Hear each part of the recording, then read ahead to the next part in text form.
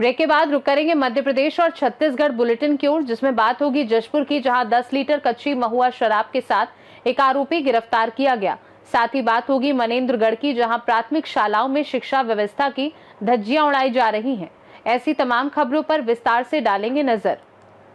भारत में तेजी से लोकप्रिय हो रहे खेल पिकबॉल को नई ऊंचाइयों तक पहुंचाने की दिशा में अहम कदम उठाते हुए अखिल भारतीय पिकल बॉल संघ ने घोषणा की है कि इस वर्ष दिसंबर 2025 में राष्ट्रीय पिकल बॉल प्रतियोगिता इंदौर में आयोजित की जाएगी। प्रेस कॉन्फ्रेंस में संघ के अध्यक्ष अरविंद रमेश प्रभु, मध्य प्रदेश पिकल बॉल संघ के अध्यक्ष स्वप्निल कोठारी और सचिव डॉक्टर बलवंत सालुंके ने कार्यक्रम की जानकारी साझा की। प्रतियोगिता में पुरुष, महिला, जूनियर और सीनियर श्रेणियों के लगभग 400 खिलाड़ी भाग लेंगे और विजेताओं को अंतर्राष्ट्रीय प्रतियोगिता में चयन में प्राथमिकता दी जाएगी। आयोजन के दौरान प्रशिक्षण सत्र, प्रदर्शन मैच और स्वास्थ्य जागरूकता कार्यक्रम भी आयोजित किए जाएंगे। अरविंद प्रभु ने अपने पिता के नाम से 10 लाख रुपए की इनामी राशि देने की घोषणा की। स्वप्निल कोठारी ने कहा कि इंदौर, जो पहले से ही क्रिकेट, तैराकी, टेबल टेनिस और जिम्नास्टिक में अपनी पहचान रखता है, अब पिकल बॉल के प्रमुख केंद्र के रूप में उभरेगा। जबकि डॉक्टर बलवंत सालुंके ने बताया कि संभावित स्थलों का निरीक्षण और खिलाड़ियों के विशेष प्रशिक्षण शिविर की तैयारियां शुरू कर दी गई हैं। प्रतियोगिता का उद्देश्य पिकल बॉल को हर जिले और वर्ग तक पहुंचाना, खिलाड़ियों को उच्च स्तरीय सुविधाएं प्रदान करना और इंदौर की युवा ऊर्जा और खेल संस्कृति के माध्यम से आयोजन को ऐतिहासिक बनाना है। यूथ को लेकर हम हमेशा एक बात कहते हैं कि देश का अधिकांश यूथ अपना मैक्सिमम समय जो है वो मोबाइल फोन पर व्यतीत कर रहा है, रील्स देख रहा है, सोशल मीडिया पर अपना समय स्पेंड कर रहा है। लेकिन मैं पिछले 2-3 सालों से देख रहा हूं कि युवाओं का एक वर्ग इससे बोर हो चुका है और वो अब खेल के मैदान की ओर रुख करना चाहता है। पिकल बॉल कंपैरेटिवली एक नया खेल है, लेकिन ये खेल अपने आप गति पकड़ रहा है। बहुत तेजी से इंदौर जैसे शहर में इसके कोर्ट बन चुके हैं। मैं समझता हूँ 50 से 100 कोर्ट पिकल बॉल के इंदौर में होंगे। गुजरात जैसे स्टेट में नए युवा 2-2 बजे तक पिकल बॉल खेल रहे हैं। ये बहुत अच्छा है। देखिए, युवा या तो 2 बजे तक, अगर हम कंपेयर करें कि 2 बजे तक सोशल मीडिया पे बैठा रहे या 2 बजे तक किसी पब में बैठा रहे, उससे बेहतर है कि वो 2 बजे तक एक फिजिकल स्पोर्ट किसी ग्राउंड पर खेले। सो ये खेल युवाओं को बहुत आकर्षित कर रहा है और तेजी से बढ़ रहा है और प्रभु साहब इस खेल के विकास के लिए बहुत सालों से प्रयासरत हैं। वो प्रयास अब रंग लाते दिख रहे हैं। इंटरनेशनली भी ये खेल बहुत तेजी से बढ़ रहा है, हिंदुस्तान में ये खेल बहुत तेजी से बढ़ रहा है। अब हम लोग मध्य प्रदेश में इसको तेजी से बढ़ाएंगे। पिकल बॉल को देखा जाए तो एक IAS IPS अधिकारी जो उनमें भी एक क्रेज बढ़ा है। जी, मैं सिर्फ IAS IPS अधिकारी नहीं, इस खेल की जो खासियत है वो ये है कि सभी वर्ग इसकी ओर आकर्षित होते हैं और एक 14 साल का बच्चा भी ये खेल रहा है और एक 60 साल का व्यक्ति भी ये खेल रहा है। तो कुछ खेल होते हैं जो सभी आयु वर्ग के लोगों को उनके इंटरेस्ट को एविंस करते हैं। तो ये पिकल बॉल की खासियत है। आने वाले समय में इंदौर में भी ये मैच होने वाले हैं। हाँ, एक अखिल भारतीय टूर्नामेंट अखिल भारतीय संघ के सौजन्य से हम लोग इंदौर में करने वाले हैं। लगभग हमने तय करा है कि 19, 20, 21 दिसंबर को, लगभग, अभी फाइनल तो नहीं है, हम इसको इंदौर में करेंगे और प्रभु साहब के ब्लेसिंग से 400 से प्लस खिलाड़ी देश भर से, कुछ अंतर्राष्ट्रीय 4, 5, 7, 10 खिलाड़ी वहाँ से भी आएंगे। तो 400-500 खिलाड़ियों का टूर्नामेंट होगा। तो इस खेल को की रीच बढ़ेगी और जितने भी खेल को चाहने वाले लोग हैं वो आनंदित महसूस करेंगे। और प्रभु साहब अपने फादर की मेमोरी में 10 लाख रुपए की इनामी राशि उस टूर्नामेंट में देने वाले हैं। मैं स्वप्निल कोठारी, अध्यक्ष मध्य प्रदेश। स्तर पर ले जाने के लिए किस तरीके से? तो पिकल बॉल, जैसे आप जानते हो कि ये एक नया गेम है। इंडिया में 2008 से हम all India pickle ball association इसमें ग्रास रूट प्रमोशन कर रही है और हर खेल का, जैसे आप जानते हो कि अल्टीमेट गोल ओलंपिक्स है। तो all India pickle ball association और इंटरनेशनल पिकल बॉल फेडरेशन की तरफ से हम अभी इंटरनेशनल ओलंपिक कमेटी में हम अभी अप्लाई करने वाले हैं।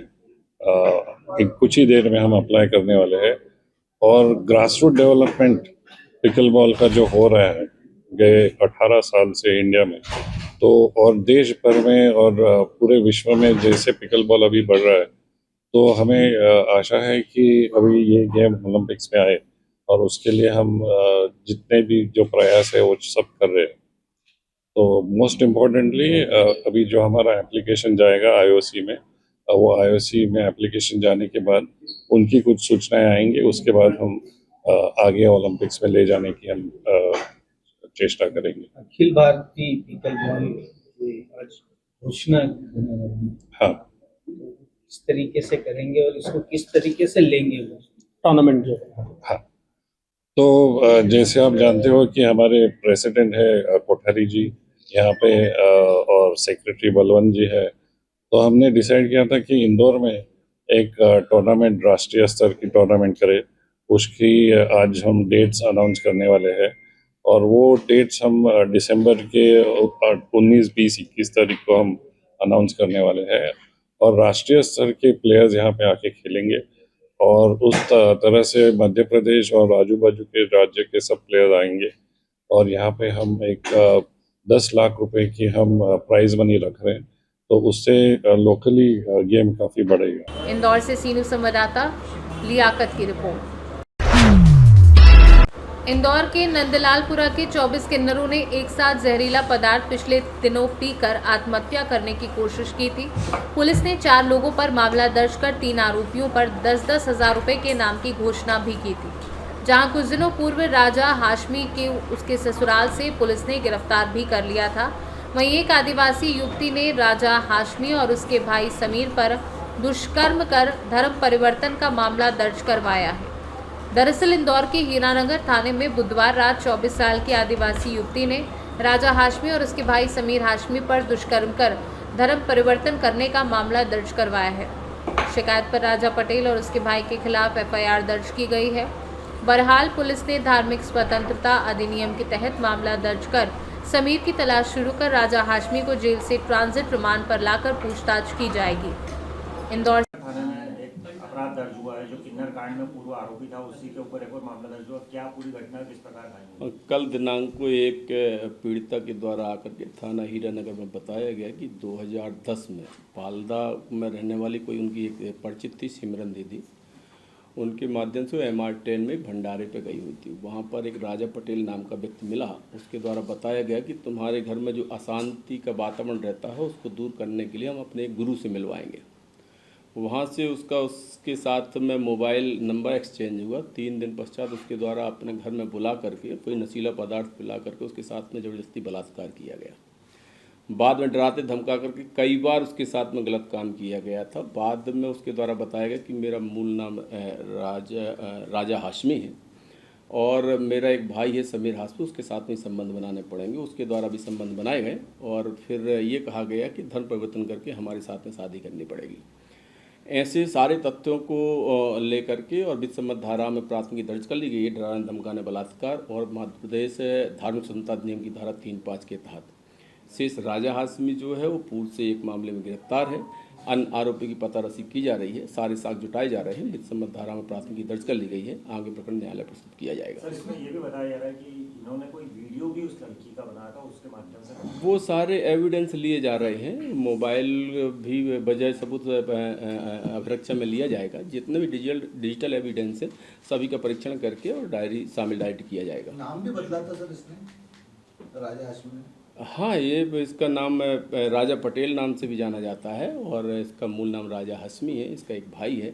शेष अन्य साक्ष्य भी प्रकरण में संलग्न किए जा रहे हैं। हीरानगर में रात को देर रात हंगामा हुआ था। हाँ, पीड़ित पक्ष के काफ़ी एसोसिएट्स लोग भी आए हुए थे। इनके द्वारा जितने भी तथ्य बताए गए हैं उनके मुताबिक प्राथमिकी दर्ज कर ली गई है। शेष प्रकरण विवेचना में है। इसमें डरा धमका करके बलात्कार करना और धार्मिक स्वतंत्रता अधिनियम की धारा 3-5 के तहत प्राथमिकी दर्ज की गई है। 2010 का क्या है? इंदौर से सीनू संवाददाता लियाकत की रिपोर्ट।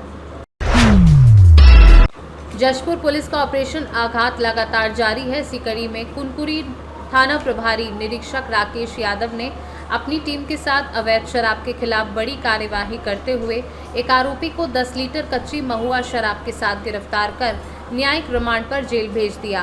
जानकारी के मुताबिक थाना खुनकुरी पुलिस को मुखबिर से सूचना मिली थी कि सुखबासु पारा का रहने वाला जीतू उर्फ डैनी अवैध रूप से कच्ची महुआ शराब लेकर गड़ा काटा की ओर जा रहा है और बिक्री के लिए ग्राहक तलाश रहा है। सूचना पर पुलिस टीम मौके पर पहुंची और दुर्गा पंडाल के पास संदिग्ध व्यक्ति को रोका। तलाशी लेने पर आरोपी के झोले से 2 प्लास्टिक की जरकिन में 10 लीटर कच्ची महुआ शराब बरामद की गई। आबकारी एक्ट की धारा के तहत मामला दर्ज कर आरोपी को जेल भेज दिया गया है। जशपुर से सी न्यूज़ संवाददाता दीपक वर्मा की रिपोर्ट। कांकेर जिला के कोयलीबेड़ा ब्लॉक पंखाजूर में आज से बस्तर ओलंपिक खेल का शुभारंभ पंखाजूर के डॉक्टर सुभाष चंद्र बोस खेल मैदान में किया गया है। खेल का शुभारंभ अनुविभागीय अधिकारी पंखाजूर, नगर पंचायत अध्यक्ष, जनपद पंचायत कोयलीबेड़ा अध्यक्ष के द्वारा भारत माता व छत्तीसगढ़ महतारी के छायाचित्र पर फूल माला अर्पण कर प्रारंभ किया गया। स्कूली बालिकाओं के द्वारा शानदार नृत्य प्रस्तुत किया गया। बस्तर ओलंपिक में कोयलीबेड़ा ब्लॉक के 7,000 से अधिक खिलाड़ियों ने अपना पंजीयन कराया। खेल का उद्घाटन नगर पंचायत पंखाजूर अध्यक्ष नारायण साहा के द्वारा फीता काट के गोला फेंक कर किया गया। बस्तर ओलंपिक खेल में खो खो, कबड्डी, वॉलीबॉल जैसी विभिन्न प्रतियोगिताओं का आयोजन किया जाएगा। बस्तर ओलंपिक खेल के आयोजन में समस्त शिक्षक शिक्षिकाओं, पीडब्ल्यूडी विभाग, वन विभाग तथा पुलिस कर्मियों की भी विशेष सहयोग प्रदान कर रहे हैं। पंखाजूर से सी न्यूज़ संवाददाता दीपेन मंडल की रिपोर्ट। छत्तीसगढ़ में जम्मू कश्मीर की तर्ज पर प्रदेश की पहली हाउस बोट कोरिया जिले में जल्द शुरू होने जा रही है। आधुनिक सुविधाओं के साथ पर्यटक झुमका बांध पर प्राकृतिक सुंदरता का आनंद ले सकेंगे। हाउस बोट में 2 लग्जरी रूम, पार्टी हॉल, छोटा किचन और बायो टॉयलेट जैसी सुविधाएं होंगी। ये एक बार में लगभग 70 यात्रियों को झुमका बांध में सैर कराएगा। निविदा प्रक्रिया पूरी हो चुकी है और जल्द ही संचालन शुरू होगा। झुमका बोट क्लब में पर्यटन को बढ़ावा देने राज्य सरकार व जिला प्रशासन द्वारा आधुनिक सुविधाएं विकसित की जा रही हैं। चंदन त्रिपाठी, कलेक्टर कोरिया ने बताया कि हाउस बोट से जिले और प्रदर्शन में पर्यटन को नई पहचान मिलेगी। पर्यटन को बढ़ावा देने के लिए तमाम सारी कोशिशें यहाँ पर कर रहे हैं ताकि लोग यहाँ पर आकर्षित होकर आएँ। यहाँ पे जैसा आपको पता है नेचुरली बहुत सारी लेक्स हैं और उसमें हाउस बोट एक लॉन्च करने वाले हैं हम लोग। It will be started in a day और 2। सबसे महत्वपूर्ण ये है कि पिछले सालों में फुटफॉल यहाँ पे बढ़ा है, ख़ास तौर पे टाइगर रिजर्व बनने के बाद से फुटफॉल बढ़ा है। इसके अलावा हम लोग स्थानीय मद का उपयोग करके कुछ होम स्टेज के भी ऑप्शंस डेवलप कर रहे हैं। होम स्टे होने से लोगों को रोज़गार तो मुहैया होगी ही, साथ में आजकल जो इको टूरिज़्म का एक कॉन्सेप्ट चल पड़ा है उससे भी यहाँ के लोगों को फ़ायदा होगा। और जब स्थानीय लोग और बाहर के लोग यहाँ पर स्थानीय परिवेश में और स्थानीय फूड का मज़ा लेंगे तो उन्हें रुकने में भी आनंद आएगा। कोरिया से सी न्यूज़ संवाददाता मुश्ताक कुरैशी की रिपोर्ट। भरतपुर विकासखंड के कर्री, जवारी टोला और शिराहा टोला सहित कई प्राथमिक शालाओं में शिक्षकों की लापरवाही और अनियमितता से शिक्षा व्यवस्था की धज्जियां उड़ रही हैं। स्कूलों में समय से पहले छुट्टी दी जा रही है, जबकि शिक्षक अक्सर अनुपस्थित रहते हैं, जिससे बच्चों की पढ़ाई प्रभावित हो रही है और उनके भविष्य के साथ खिलवाड़ हो रहा है। ग्राम कर्री के राजकुमार सिंह टेकाम और मनोहर सिंह ने बताया कि प्राथमिक शाला कर्री में शिक्षक केवल मदन सिंह ही मौजूद रहते हैं। प्रधान पाठक पहले ही चले गए हैं और बच्चों को खाना खिलाकर जल्दी छुट्टी दे दी जाती है।